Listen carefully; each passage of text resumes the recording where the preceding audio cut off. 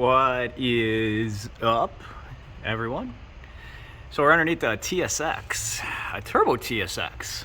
And as I'm just going over a couple once-overs, this car was dropped off.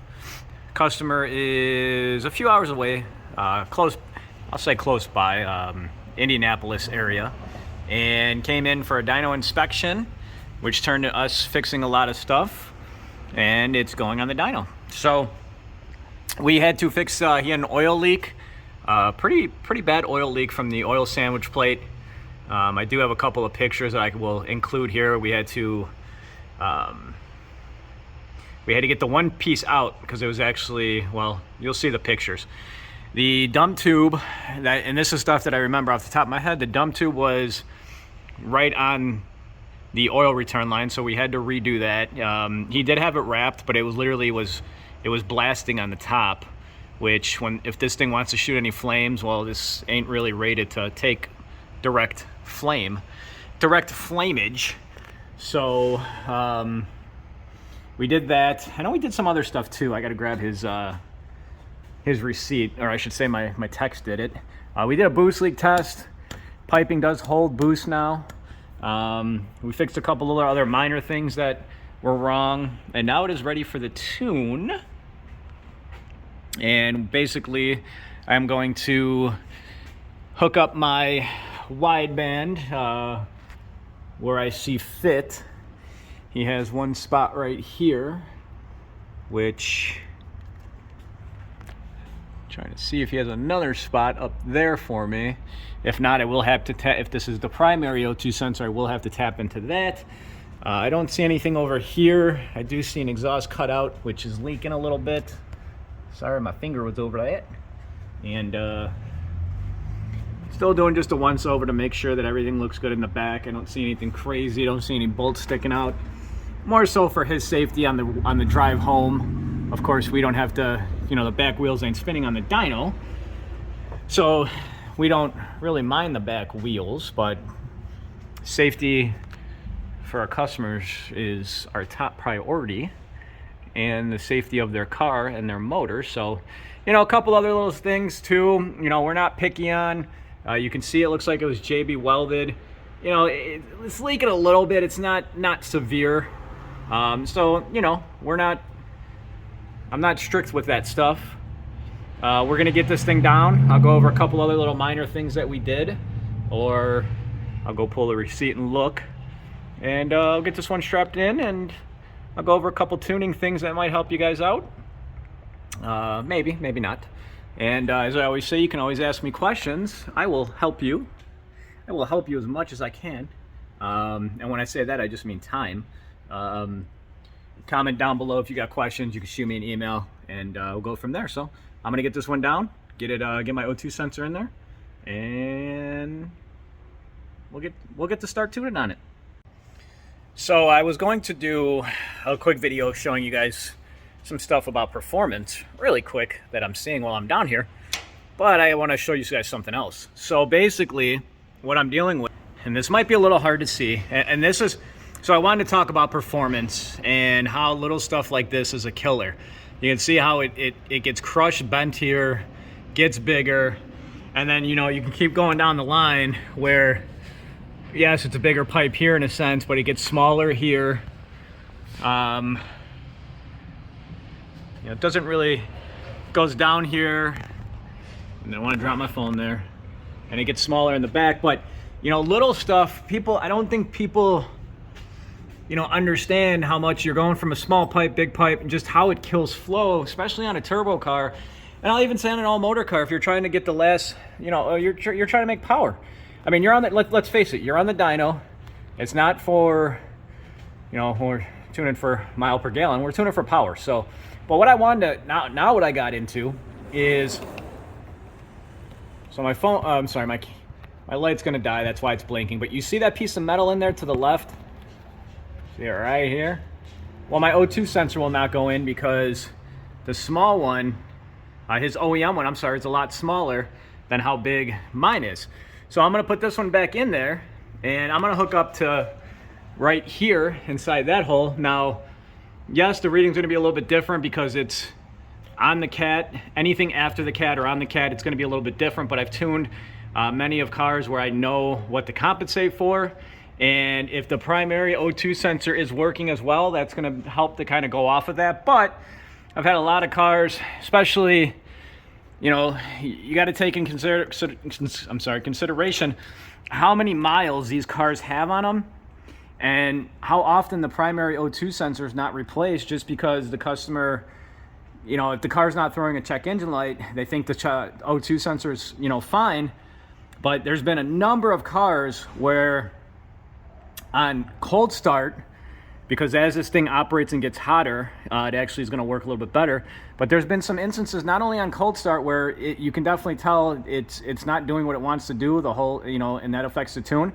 And then also, I've had a couple recently, within the last 2 weeks, where the air fuels will not go below a certain point. You know, I think the one was like 13.5, and it was stuck at 13.5. And if I increase the fuel, let's just say, you know, you get crazy and increase it by like 75%, well, of course the car is going to want to bog down and run super richer, but the stock O2 sensor never changed. So, you know, in this case, it is what it is. I can also stick it out the tailpipe. You know, we have a couple pieces here, little couple adapters that this would stand up, go inside the tailpipe, you stick it in here. And then we also have even more adapters. They're not here because not used a lot, but that pipe would go in to the tip of the muffler and you can get the reading that way. Now, of course, that idle, you're going to get some air that wants to flow back in because that's just how it works. So I don't want to do that. So we're going to choose the best of, you know, I got two options here, tailpipe or on the side. And we're going to choose the better option. So I'm going to thread my O2 sensor in and get back to this one and lower it down and start the tune. So we got the old spark plugs out. It looks like, if my camera wants to focus, there you go. Looks like they're probably the OEM plugs. Haven't been replaced. On Hondas where we can get to them easily, it's not a huge deal. It's something that I do anyways. Even if the customer says, hey, I got the right spark plug in there, you know, it's such, like on something like this, it's going to take me, what, 2 to 3 minutes. I don't charge anything additional to take them out. And just to double check, you know, something like that, you know, it's not good if someone, let's just say, forgot to put the right plug in, or, you know, someone maybe thinks they did, or maybe their buddy did it for them and it didn't happen. So, but on like VA cars that are almost impossible to get to, or I should say easily, that stuff we like to have done on dyno day.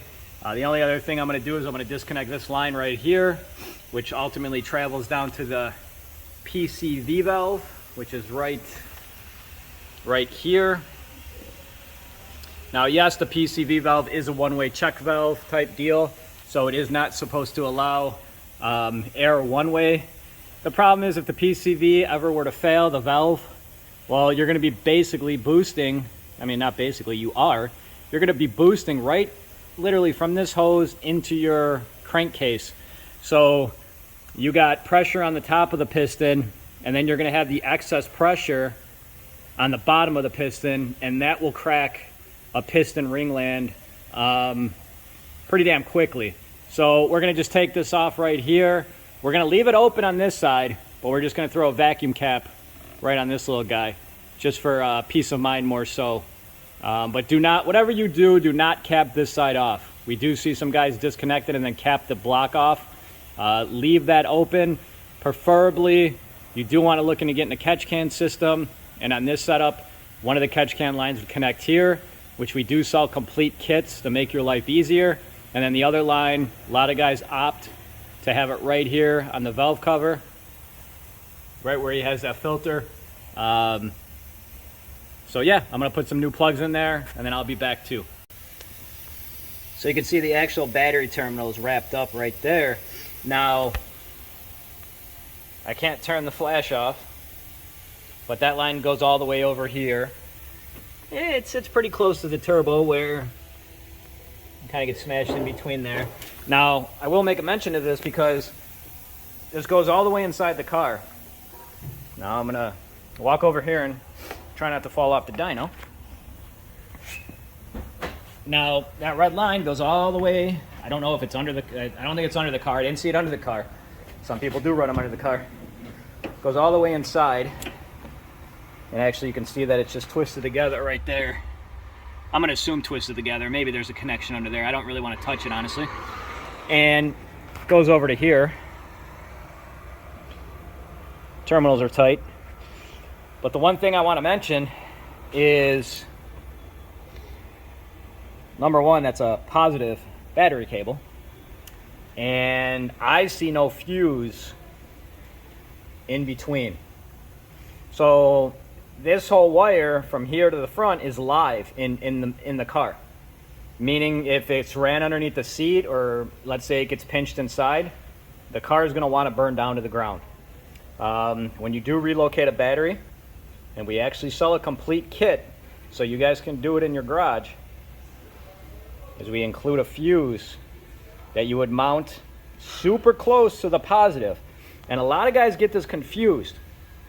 We see some fuses that are put in the engine bay. Think about it. Wherever that fuse is, you're going to have power between that. So if you have a fuse right here, anything after the fuse, of course, is going to be fused. I mean, you know, it's common sense here. So yes, this little wire right here wouldn't be fused if the fuse is right here. But think about if you had that fuse inside the engine bay. It's defeating the purpose. So that is a big thing, because electrical is another thing you don't want to play around with.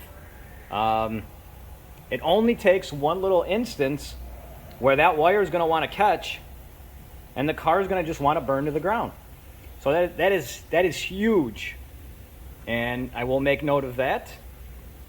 And yeah, so we got that. I'm going to go sit inside and start this tune. So did a couple pulls. We started to make power, and then the power just disappeared. And you know, I mentioned this before. The boost levels did read a little bit lower on the actual data log I took, but as I say it before, and if you watch my videos, the map sensor opening is literally it's smaller than a pinky. So yes, the map sensor will read some boost. That doesn't mean it's always going in there. So we hooked up the boost leak tester again. Not even going to charge the customer. You can see how it's hooked up. And we sprayed everything down with some soapy water, and we don't see any boost leaks. So now the question comes when you do these kits, and this is like a generic eBay inexpensive kit, and I know eBay doesn't make parts. Someone got on me last time for that. But the problem that comes up now is, you know, the turbo being no name, we've seen those be bad right out the box. You know, is the turbo bad? What's going on? And, you know, this is just more, you know, it's just more time. Time is money. And you can see the turbo over here that there's, well, it's kind of dark, there's no name, but it's got this oil line is very famous with these kits. It actually doesn't rotate at the end, so you have to like spin the whole line on. And we've actually had one fail on the dyno where it literally just exploded, and that was really fun. So at this point, we got no boost leaks. I'll also say too, that doesn't necessarily mean, you can see all the couplers that are used, usually on less expensive kits, the piping doesn't fit great, so they use millions of couplers. You can also see, and I mean, this could have been modified too, but doing it under the bumper is not, you know, there's better and cleaner ways. So we got no boost leaks. Car doesn't really want to make power. Now we brainstorm some other ideas besides just the turbo. I'll be back. So we're sitting inside the car, and it's going to be a little bit dark, but this is just one of those things now. We did a boost leak test. It's not leaking any boost. I climbed under the car to make sure that the fire ring is sealing. Basically you put your hand on the bottom of the dump tube. If you feel exhaust while it's not sealing. In this case, I believe the car originally This car didn't have a fire ring at all, right? Yeah, this car originally didn't have a fire ring. A lot of people forget that. It's the little ring that goes on the bottom of a wastegate, and that's what seals it. But ultimately, too, what I'm trying to show you guys, and it is a little dark. Of course, I didn't turn my lighting on beforehand, but you should be able to see here. And my phone's actually dying too, so that doesn't help me to see. But there's a vacuum line that runs in between the fender, and then the door just kind of like smashes it. So stuff like this is just, you know, and it's not leaking now, but it's, you know, you're gonna play the what if game later. And, you know, a lot of people will say, you know, well, it's not leaking, it can be ran this way. Yeah, it can be. That doesn't mean you do it that way. But now the other stuff plays, you know, comes into play. Is the turbo just bad? He's got a knockoff boost controller. Is that bad? So many, you know, is the wastegate opening up under pressure? He thinks it has an 8-pound spring in it. Now this is at least, I don't deal with knockoff, less expensive, whatever you want to call them, wastegates. But from my experience, when I ask guys, hey, what wastegate spring is in there? They're never certain with these wastegates, which makes me believe that the wastegate comes with random springs, and either you just put them in there and you just hope for the best. I think one customer at one point said it didn't come with any springs, just a spring inside of it. So you're dealing with another thing. Is the wastegate spring, you know, maybe it's a 2-pound spring, 3-pound spring, 4-pound spring, whatever, and maybe that's why we're not making power. You know, you're playing the what if game, and then the what if game goes to time. So what you got to think about is, if you spend less money on a less expensive kit, it can bite you in the butt really quickly. Yeah, the other thing too is the blow-off valve opening up when it shouldn't be. Or, you know, easy way to test for that is if we can get a camera on it, we'll do a pull and see if it is opening up under pressure. But there's just too many variables. And, you know, what I'm going to say as a tuner, and every tuner is different, but as, you know, when I'm tuning, I want to be locked in and I want to be focusing on my job, which is tuning the vehicle. And there's times where I'm so focused and locked in, if someone comes up and, you know, hey, I need you in the front office or whatever, you could be standing by the door for a couple minutes. I won't even realize it. I've literally been scared where people knock on the window to get my attention and I just didn't know they were standing there. But the whole thing is, you know, I don't want to be going out and checking if the blow-off valve is closing. I shouldn't have to focus on, you know, let's just say that electrical wire I brought up.